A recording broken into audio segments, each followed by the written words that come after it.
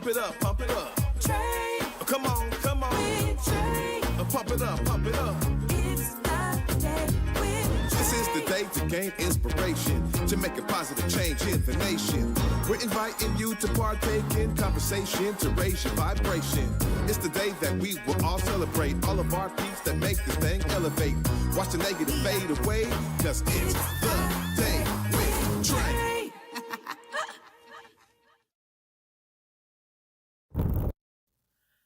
Happy Friday, everybody. Ooh, it's been a long week, okay? But a good week. I am Besa, and of course you are watching The Day with Trae as I fill in for my good sis Trae Holiday, who will be back on Monday, by the way. Today we are joined by Stephanie Morales of Made Space Seattle, and we are talking about holding Black spaces. Plus, we will be joined by Brad Finegood of King County Public Health to talk about overdose prevention. But at first, we got my girl Stephanie. Dude, before we really get into what's going on, for those that don't know, what is Made Space? Yeah, Made Space is essentially a arts, culture, business, community hub right in the heart of the Central District on 20th and Union.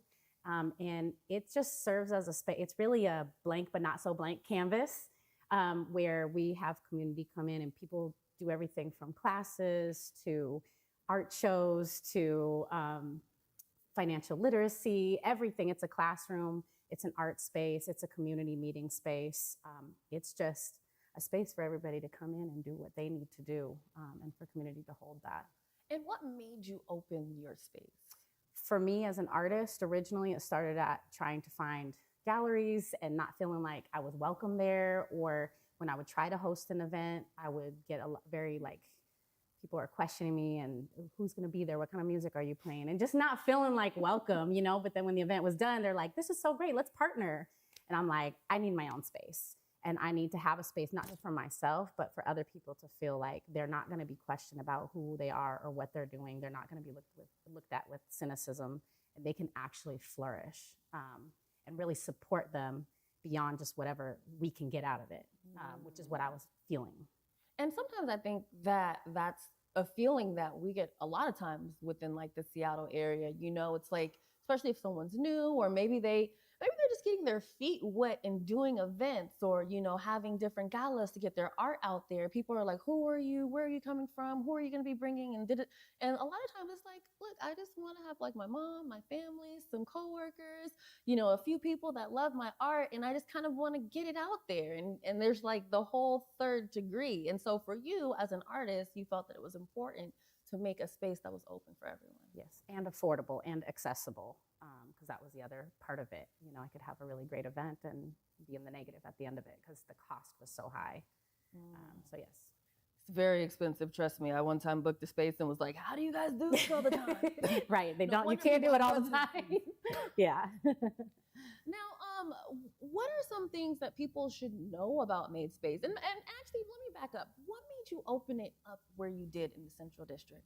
I live there. I also felt like the artists that I'm in community with, a lot of them were from the Central District, or they are Black and Brown artists who there's a whole historical basis in the Central District for Black and Brown artists to be there, or even more so to return home there. I also live there, and I'm a lifelong resident of Seattle. I remember the CD in the 90s, and I remember it, and I see it now, and I see it even just in the years that I've been living there and watching how much is changing, and I understand how important it is to hold those spaces. Feels like it's coming back to where it was back in the 90s, especially like, you know, last time I saw you was at Black Wall Street, and that reminds me of the feeling I had growing up in the city where, you know, we all would have the parties in the streets and we would all come together, and it was just a very, very Black explosive experience, but in the best way possible.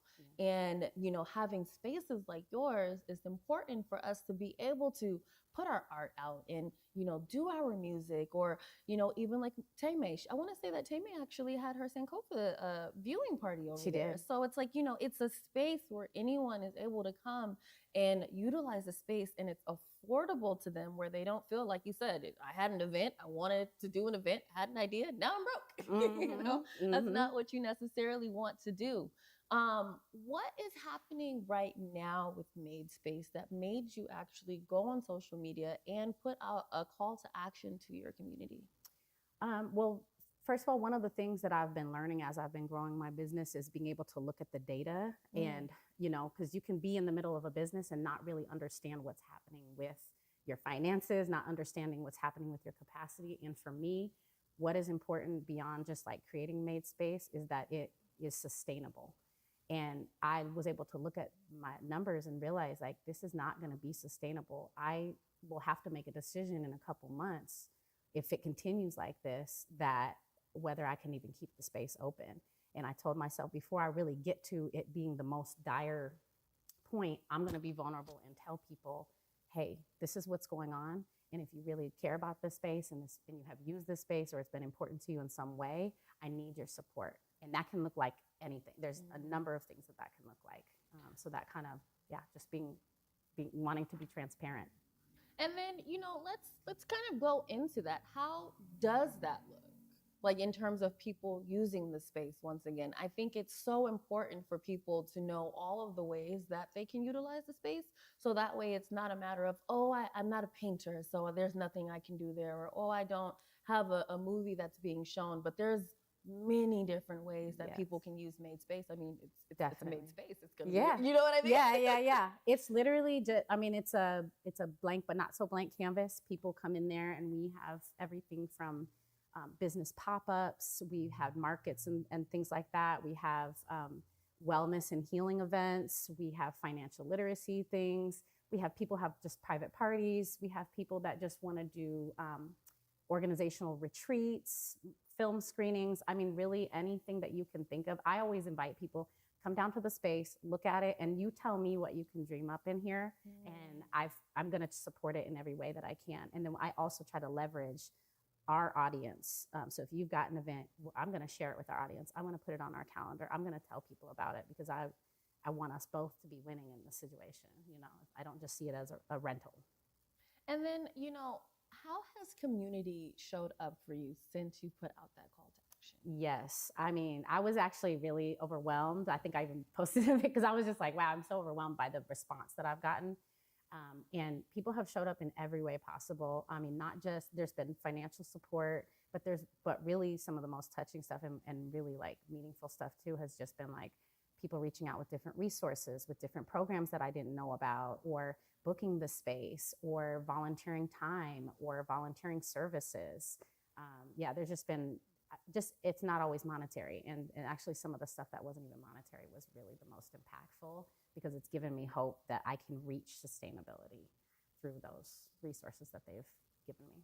I love that. And then, with spaces like yours, if it were to get into a point where spaces like yours were to start disappearing again, what happens to our beautiful Central District? Yeah, I mean, we're watching it being taken over everywhere I look. It's homes and spaces being torn down and apartment complexes that are just like, we're not there. We're not seen, we're not there. And so we're not thought of when the time comes for putting out resources, when the time comes for supporting artists, when the time comes for us meeting, even the times when we need to get together for different community reasons, it's not there and we don't have access to it. And then it just doesn't happen.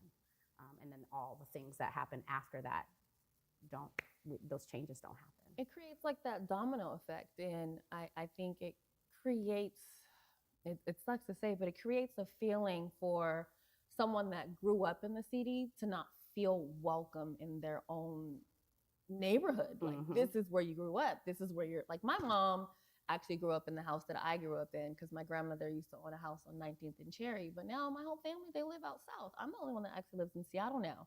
And at one point, there were like certain parts of the Central District that I didn't even feel welcome in because nobody in that area looked like me. Everyone had moved out. And now it's starting to change, which is why it's so important for us to keep those spaces like yours, because even if we don't live in the Central District anymore, we can still come to Made Space. Absolutely, yeah. It offers a space for a return home. And there's a very intricate network of other businesses and artists and people and community that, again, even if you don't live there, like you said, even people returning home and being there and having a place where they feel a sense of belonging. and where they can come together, even though many people have been dispersed, and feel completely welcome. Now, do you guys have any events coming up that we can support right now that are at over at Made Space? Yes, it's not on the website yet, but 7/7 at 7 p.m. we're doing a first of. I'm going to start doing some collaborative fundraising events because, again, it's never something that I just want to do. It's an ecosystem. So Loving Room Books and myself, who are actually we're in the same building. Mm-hmm. We've experienced some of the same microaggressions. We have experienced the same struggle that it is to hold Black space. And so we're coming together on July 7th at 7 p.m. So y'all can come. It's a sliding scale situation. Just come out and support. And we're going to do some fundraising for our two businesses. I love that. And, once again, I think it's so important for people to know how they can support you. So if you want to look directly into that camera and let anyone know, like, hey, if you want to support Made Space, this is how you can do it. And this is how you can actually save this Black space. Yes. There's actually 3 ways. You can go onto the website. On the website, you can subscribe to the newsletter that we're going to start doing monthly. So you can find out about all the updates of what's going on and how to support and how to tap in. You can also go and share your experience. We have like a little testimonials button, so you can click that, let us know what your experience at Made Space has been, or even just why a space like this matters to you. That is also really helpful in our storytelling as we, reach out for more support. And then also you can go to click support the mission, and on there's a whole list of everything from Patreon to donation to purchasing hoodies and sweaters and merchandise, and even we've got an Amazon list for things that we need to make the space more accessible and really help people that are in there renting to be able to have all the amenities that will help them be successful. So those are the ways. I love that. And then of course 7/7 at 7 p.m. 7 at 7 p.m. Okay, you guys, look, I want for you to definitely pull up to Made Space, support, and definitely come out on 7/7. Grab your tickets for that, sign up for that. And if you've been to Made Space before, whether you've gone to an event, whether you've gone there and purchased something, whether you've walked by it, if it's given you a warm and fuzzy feeling, definitely make sure that you guys go on there and leave a testimonial. Believe it or not, and I say believe it or not because, sometimes if you don't have a business, you don't understand how far a testimonial can go, but they really do make a difference. So definitely leave those testimonials of how Made Space has affected you in a positive way.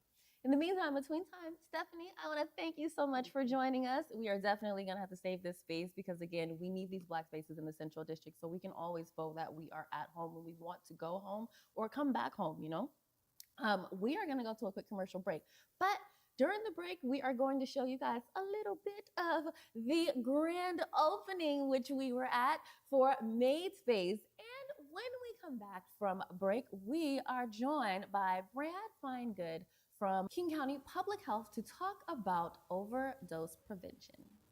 And the vision is coming to life because I put myself into it and I have my community around me, and you guys are just like validation of that. And so thank you guys. Ready? 1, 2, 3. What's going on right now? Made Space is opening up a super dope creative space on the corner in 20th and Union. It was co-founded by Stephanie Morales. Super honored to actually call her a true, genuine friend. And so the grand reopening is taking place. It was formerly known as The Link, and music, drinks, food, art, drumming, and community. For me, Made Space is being really intentional about making the space, making the time, making the art, making the community and connections. And so that's a place to do that at, because a lot of times we have that in our heart to do that, but the first step is where? We're at the grand reopening of Made Space, formerly the Link Project. And so I just took some not great stuff and was able to pivot it into a really exciting reopening of the space and focusing on the things that were really working and that I really have a passion for. So community events, art making, gathering, all that kind of stuff. We've been able to host a lot of various artists, both musically, visually, writing and all that. Like Melvin, Fly Blind Guy, came here. He's from East Union, so to be able to come home and be in this place and be celebrated in this place was something that was really important. I had Aramis A.O. Hamer. She's a beautiful soul and has beautiful artwork and was able to kind of be in this space. Adimbo Lakia, who is here today as our drummer, and was able to just put up some really amazing work, and he talked about how that show kind of launched him into the next level of where he's at, and that's kind of always been the goal with my business, and now holding space, that's what we're trying to do here. You know, it's just a launch pad and a place of growth.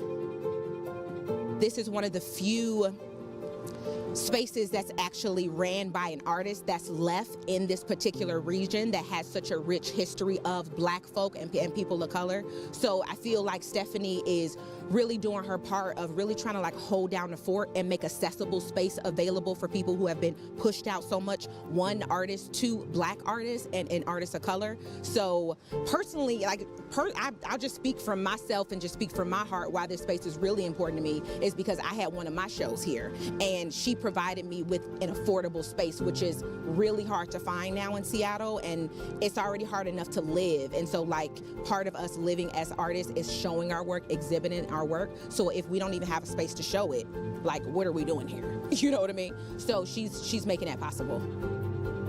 The art scene is huge, but the Black art scene is small. And there's two sides of that. The negative is that it's small, but the positive is that we are like deeply rooted and deeply connected. So I feel like I know almost every Black artist of color out here. And so what I value about our community is that we look out for each other, you know? And so I feel like that's what makes Seattle art scene dope. But it is, I mean, I feel it, yeah, no, it was hot 2 years ago. And I think what artists can do now is get strategic about how to make this a long-term thing where we still keeping the narrative and keeping artists present. I'm gonna give you this direct example about how Made Space made it possible for me to pay my studio rent in Seattle. So she provided me with space to display my artwork up. During that event, I sold thousands of dollars of artwork. We had a commission part of it, so I was able to give her funds as well. One, the space, and also contributing to what she's doing. So it's also this like exchange that's really going on. And that's helping me, how I'm saying, pay my studio rent, like pay these bills out here and really be a full-time artist and be independent from institutions that do come with a whole lot of strings. There's certain things you can't say. There's certain sort of smiles you have to give and hands you got to shake to kind of like make it work, you know? But Made Space is a perfect example about how she's helping to keep artists financially free from corporate institutions that push a certain narrative, and then we become a part of the whole puppet parade to keep that going. But it's like, when you not feeding me, I'm not worried about the hand. You're like, you're not supposed to bite the hand that feeds you. It's like, you're not feeding me, so we about to bite back. People were already doing a lot of businesses, and then of course during that pandemic, a lot of people were able to explore even further their passions, their interests, and grow into businesses. But you know, that leap from online to a physical space can be a little bit difficult. And also, especially with gentrification, we're all spread out all over the city and all over the county. And so this becomes a place where it's like, when you want to be intentional on supporting and elevating Black creatives and entrepreneurs, this is where you can come. It becomes a hub for that. And if someone's a business owner or creative that wants to tap into a wider community and wider audience, this is where they can come to. So it's like, you can bring your intention here and you're going to find a place to plug into that intention. I want everybody to understand that what the creative stuff they have inside of them has value, and they can make a living doing that, and they can make community doing that. So that's what the space is. In the space, the idea is we make time, we make art, we make community, and it's just a really intentional type of place. We have lost so many spaces. I really feel like there's a resurgence happening in the Central District of sort of taking back some of these spaces. You know, we acknowledge that the Central District will never be what it was, but we can take that, just like I've done here, and pivot. We can pivot it into something, into the new Central District, and take hold of these spaces and continue to occupy these spaces. And so that's what this is for. It's really even though there's a lot of color on the walls, it's a blank canvas. I want everybody to come in here, look, and see what they can dream up in this place.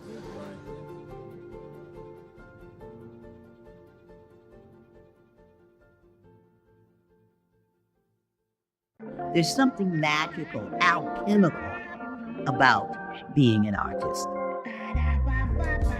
Being able to create, mold, envision, enlighten. This is a wonderful task. That's why I do it.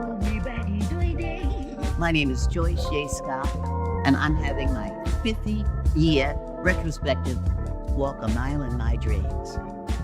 Come on down. Here on Back to Besa, it's always been important to me that we uplift stories from across the region, and that no matter where you live in the nation, you never have to miss a moment of the show as we continue to highlight the beauty, excellence, and resilience of our communities across the Pacific Northwest. Why? Because representation matters. So no matter where you live, be it the Central District or Centralia, Portland or Pullman, or anywhere across the country, I encourage you to join me on this Back to Besa journey by downloading the free Fox Local app on your phone or smart TV as we continue to elevate the very best in our communities. Washington's charter public schools prioritize equitable learning opportunities for all students and strive for openness at every level. Teachers work with parents to build a trusting and supportive learning environment for students. To learn more, visit wacharters.org. Confused about Medicare? Solid Ground statewide health insurance benefits advisor, Sheba, are well-trained volunteers who can help you understand your Medicare rights and options. It's free, unbiased, and confidential. We offer webinars and individual phone consultations. For more info, go to solid-ground.org/Medicare-info.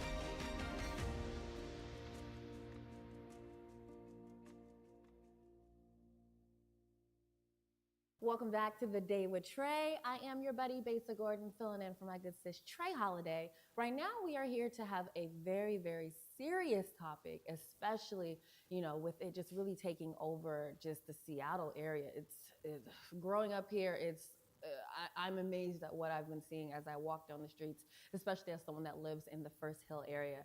We are now about to be joined by Brad Finegood of King County Public Health to talk about overdose prevention. Hello, Brad. Hi, Besa. Thank you for having us today. Thank you for having me today. Thanks for having this conversation today. Thank you for, being here to have this conversation. When I grew up in the Central District, this was not a thing. And then I moved to the Renton area. Like a lot of, Black people that live in the Central District, we got moved out. It wasn't until I moved back to Seattle. And when I moved back to Seattle, I moved to South Lake Union. And I was like, whoa, yeah, what is going on? And everyone's like, yeah, it's been like this for years. But, if you didn't necessarily live in the area and you just kind of drove through it, came in and out, you didn't really notice what was going on.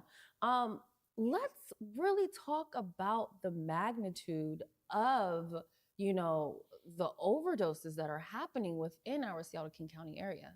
Yeah, and I appreciate your observation. It's really changed a lot in the last couple of years. The wrong convergence, the pandemic, and a really changing drug supply happened in 2019, 2020, and we started to see a huge increase in synthetic drugs, and especially fentanyl. In 2015, when I first came to town, there were 3 fentanyl overdoses in this whole county. Last year, there was over 1,000 fentanyl overdoses in this whole county. And so we've seen this huge exponential increase in fentanyl. We've seen it all around the country. We've seen it really up and down the West Coast, but we've really felt the heart of it here in the Northwest. And it's really continued to change and continue to evolve. And our community, our King County community, our Seattle community, our greater King County community has been tremendously impacted. I can't even give a percentage number hike on that. That is wild. And I don't necessarily know if you have like a definitive answer for this, but how is it getting here? Yeah. And not only getting here, it's massively dispersed at that point. Yeah, here's what we know is that fentanyls came in a couple of different forms, and it's gotten increasingly less expensive. When it first came into the community back really in 2019, we saw it in the form of these counterfeit pills, right? So somebody who might have been taking pain medication and had to stop taking their pain medication or looking for pain medication might end up buying some type of pain medication that they thought was pain medication, but it was really fentanyl. It was like 1 to 3% fentanyl. It was much more expensive at the time, much harder to find.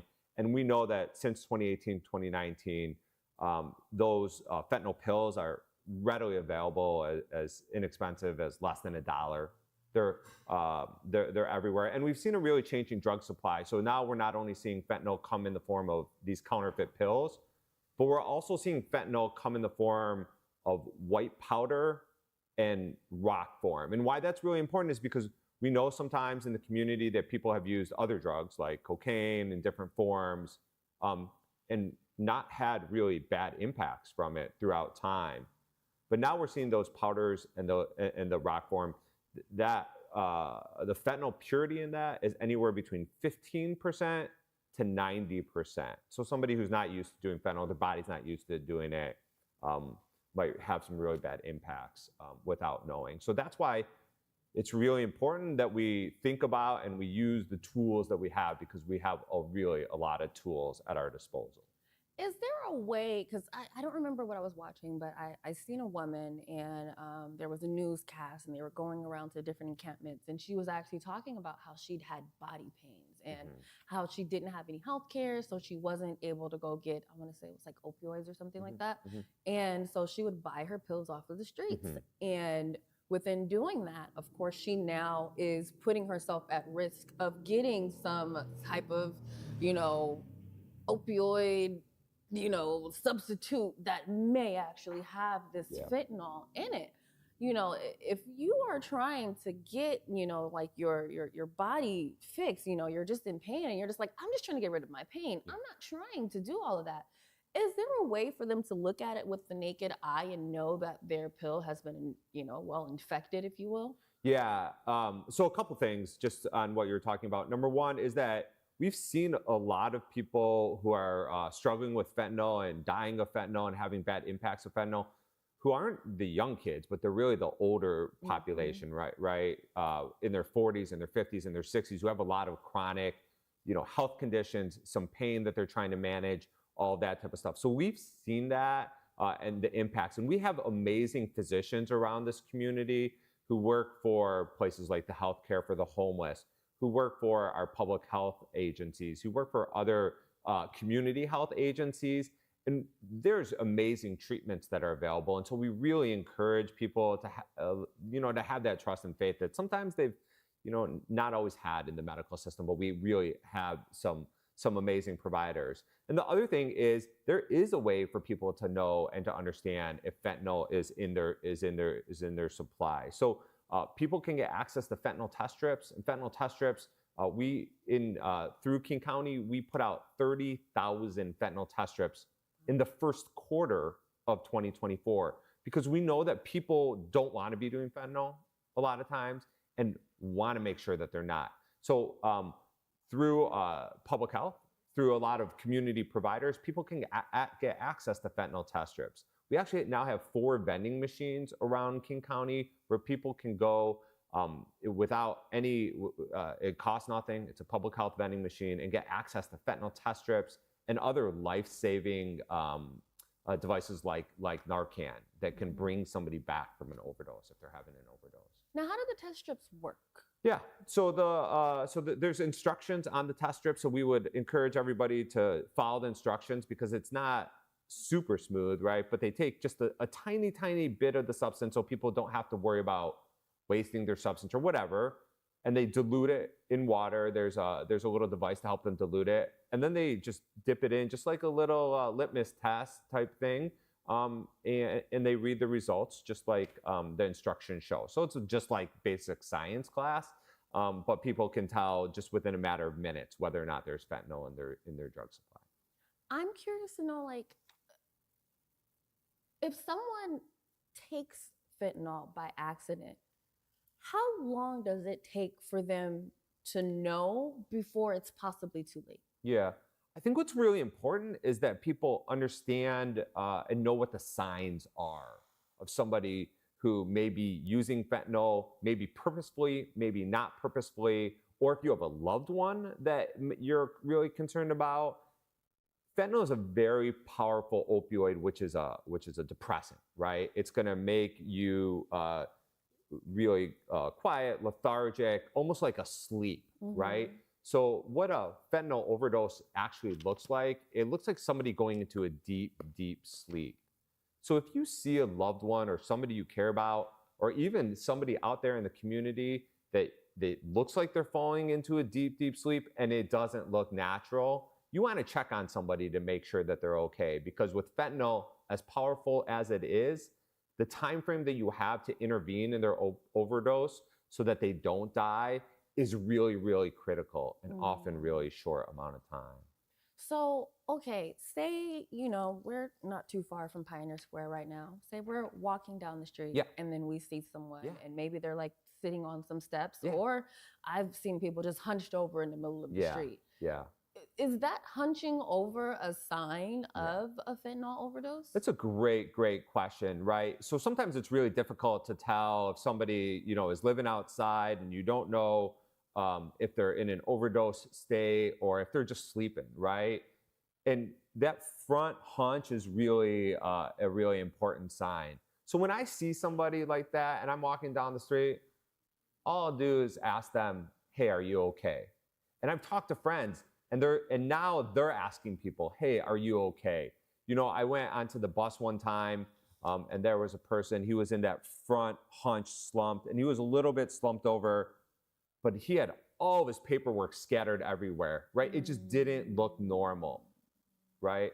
Nobody asked him how he was doing, if he was okay, right? All I did was say, hey, buddy, are you okay? And he didn't answer the first time.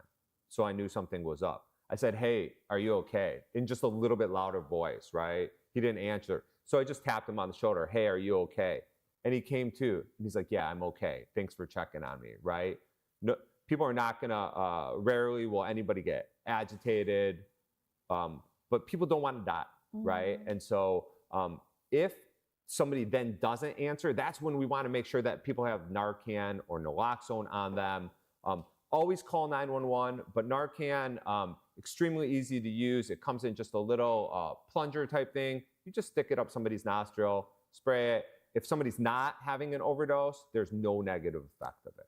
I see. And then if they are having an overdose, what will happen? Yeah, so they'll come to, and they'll want to know what's happening, right? They came from basically a really deep slumber, right, to being awake, right? And that's why you want to call 911 to make sure the paramedics are around, right? To make sure that they can help manage the situation. If there's any other health impacts that are coming, you want to just give somebody space because they're going basically what Narcan does is it knocks the opioid off the brain. So somebody might be a little bit agitated. They might be in a little bit of withdrawal. So you just want to give somebody space, but you want to make sure somebody's okay. You always want to call 911 just to make sure.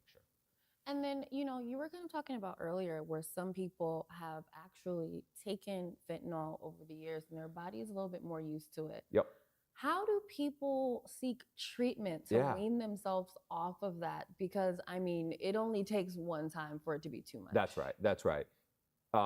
We have extremely, one of the things, if you would have, if I was here last year, which I was here last year, and you go back and you watch when I was here with Converge last year, I was struggling with hope, to have hope, because overdose deaths are going up. Now, from this time in 2024 to the same time last year, overdose deaths are actually down 8%.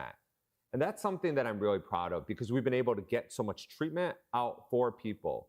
And I really do have hope because we have extremely effective treatment medications that we've been able to get out into the community because we know, like you said, if somebody's tolerance is up, that it takes medication to really help stabilize the brain. So we have methadone. We have a number of, we've expanded our methadone across the county, and we now have mobile methadone vans in different places throughout the county to make treatment easier and more accessible.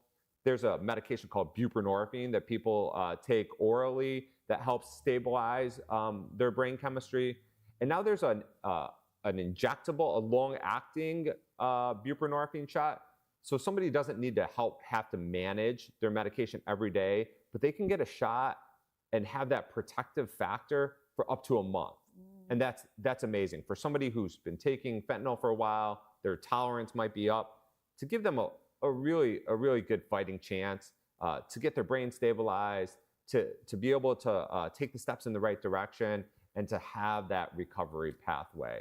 The other thing that gives me a lot of hope is the county has invested heavily in these new low barrier options for people. So starting next year, the county and University of Washington and the city and DESC is going to have a post-overdose center. So if somebody has a non-fatal overdose, it's a place that they can go for the day to chill out, get medication, and be in a warm recovery environment with peers and stuff like that to get the care that they need, so that they aren't taken to the hospital where they get good care, but people don't necessarily want to go to the hospital or, unfortunately, to jail. And then we have crisis care centers coming on board across the county over the next couple of years. So what we've been able to do is lower barriers to care so people can actually get care where they're at.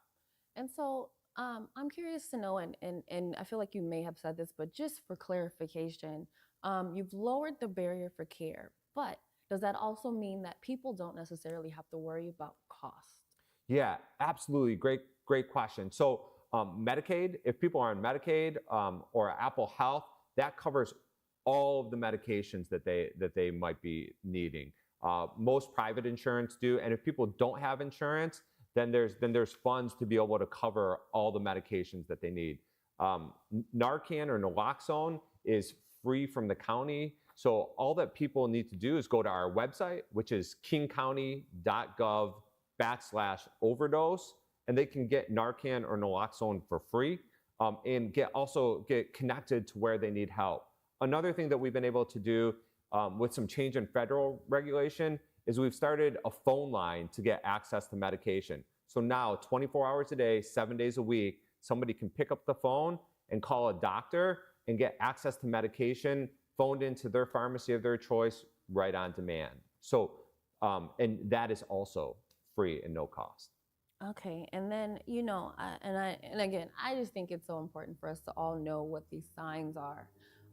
Whether you are walking down the street, whether you're on the light rail, whether you're at the mall, or you can even be at home, you don't know what someone is necessarily doing in their spare time. Yeah. What are the signs of someone having an overdose? And if you can actually say that looking directly into that camera. Yeah, if you see somebody who's maybe front slouched over, who's extremely drowsy, who's not responding to any type of verbal or physical stimulus, then there's a good chance that they might be having an overdose.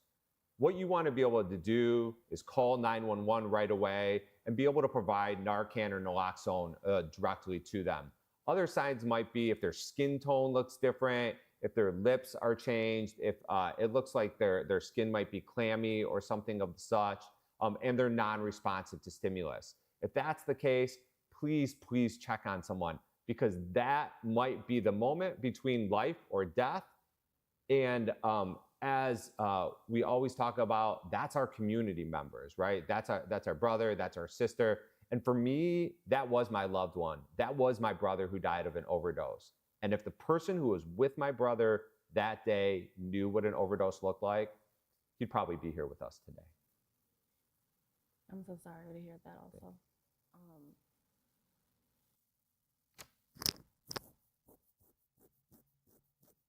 I think it's really important to know also that our community becomes so impacted. You know, there's recently a study that was done that almost half of American people know somebody who's overdosed. So it's not just me, it's almost all of us. I'm sorry, I didn't think that was gonna get me like that, but it did. I think it's so important for us to know that in moments like this, our community really does need us. And I think that in being in the downtown area or the capital area, we see so many people that are going through this, and it's so easy for us just to walk on by them and just be like, I gotta get to my appointment, or I gotta get to work, or I gotta get to my meeting, or just whatever have you. And I've done it myself. And what's really unfortunate about that is you don't know, and I personally don't know how many people I could have left for just, for better words, dead, you know, and just being in my own zone.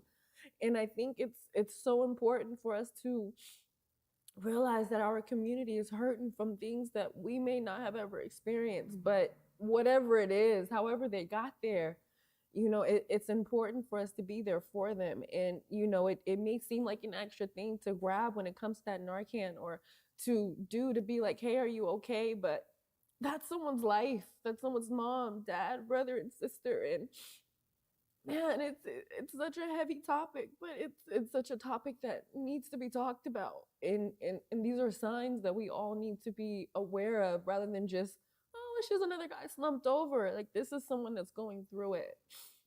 So I'm sorry. I definitely want to thank you for coming in and talking about this, and you know, just once again educating our audience on what to do if they see this happening, and how they can, you know, be a part of changing what our city looks like, and also changing and even saving a life. Whew. I am going to gather myself, you guys. And Brad, I want to thank you once again for coming in. We are going to go to a quick break, and then we are going to wrap up the show for the day. MLK Lobby Day brings the power of community voices to Olympia. Join Poverty Action as we advocate for policies that will clear the way out of poverty, and tell legislators what is most important to you. Save the date, January 20th, 2025. Sign up to stay updated at povertyaction.com/newsletters.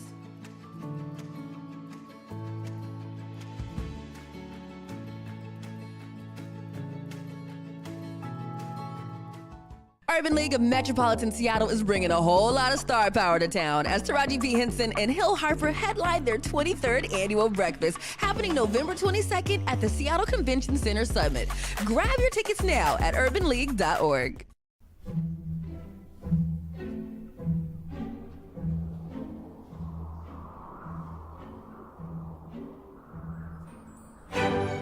A world of wonder awaits at Pacific Northwest Ballet's The Nutcracker.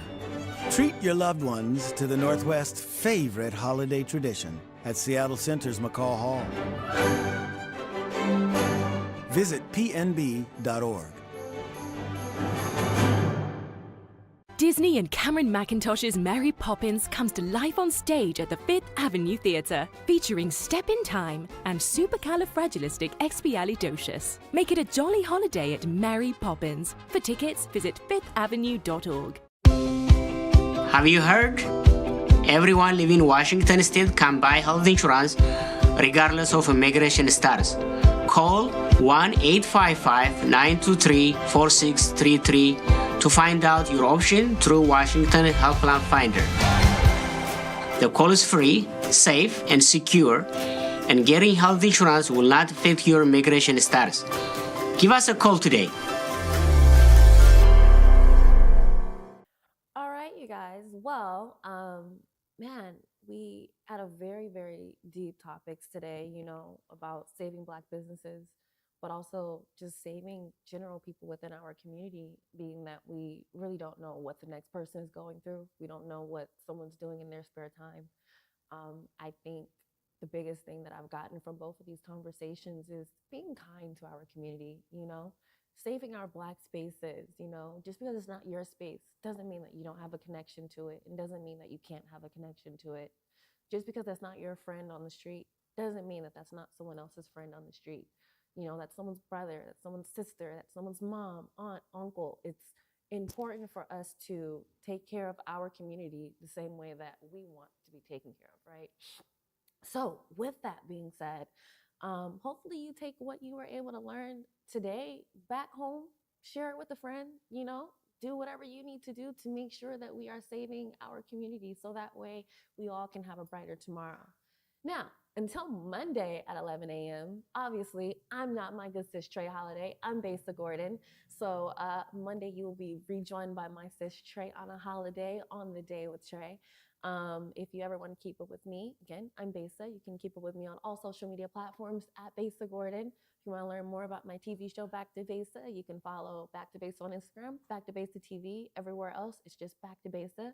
Show airs Saturdays on Fox 13 Seattle at 10:30 p.m. and then replays Sundays at 10 a.m. And then on Thursdays, I go on Good Day to promote the show. And then, of course, you can watch all of the episodes on Converge Media at whereweconverge.com/Back to Besa. So until Monday at 11 a.m., I want to thank you guys for hanging out with me this week as I filled in for my good sis Trae Holiday. And yeah, I'll talk to you guys soon. And I am going to continue to breathe and gather myself. I'm not going to hold you. That was a very deep topic, but it was absolutely one that we needed to have. Hope that you guys have an amazing rest of your day. And as I usually say, keep that energy high.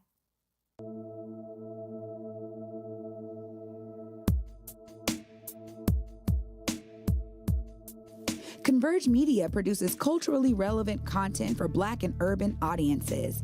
Our coverage is raw, transparent, and objective, praised by community leaders, government officials, and residents. Support Converge Media today via Venmo, Cash App, or PayPal at Converge Media.